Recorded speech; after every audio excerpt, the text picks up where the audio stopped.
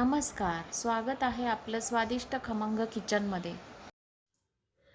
आज आपण बनवणार आहोत सोलकढी। पित्तनाशक पाचक सोलकढी आज आपण बनवणार आहोत। त्यासाठी लागणारे साहित्य बघूयात। इथे मी एक नारळाचा कीस घेतलेला आहे, ओल्या नारळाचा।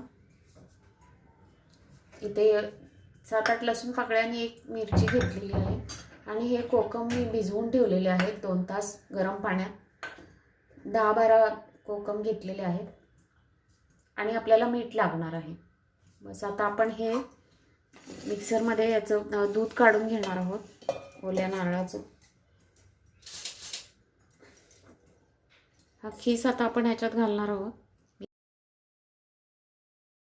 आता ह्यात पाणी घालून आपण हे मिक्सरला लावून घेणार आहोत। आता आपण ह्यातच लसूण आणि मिरच्या पण घालणार आहोत बारीक करायला आणि हे आता आपण मिक्सरला लावून घेणार आहोत। आता हे आपलं मिक्सरला लावून झालेलं आहे। आता आपण गाळून घेणार आहोत ह्याच्यात।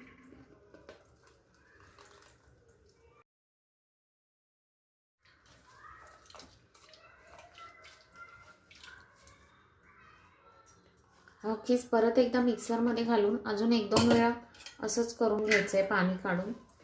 थोडं थोडं पाणी घालून नारळाचं दूध तयार आहे। आता आपण यात घालणार आहोत चवीप्रमाणे मीठ आणि हा कोकमचा रस घालणार आहोत। हे बघा मस्त कलर आलेला आहे, हे बघा किती छान कलर आलेला आहे बघा। असं रस घालायचा आहे पिळून।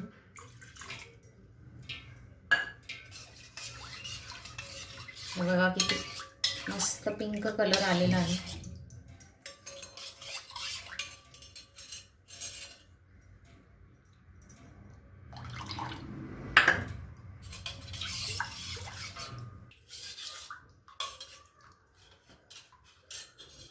हे बघा आता आपले छान झालेली आहे, तयार झालेली आहे। आता आपण सर्व करून घेऊया ग्लासमध्ये काढून। हे तुम्ही फ्रीजमध्ये ठेवून थंड करून प्यायचे, छान लागते। आणि आता आपण वरून कोथिंबीर घालणार आहोत ह्याला।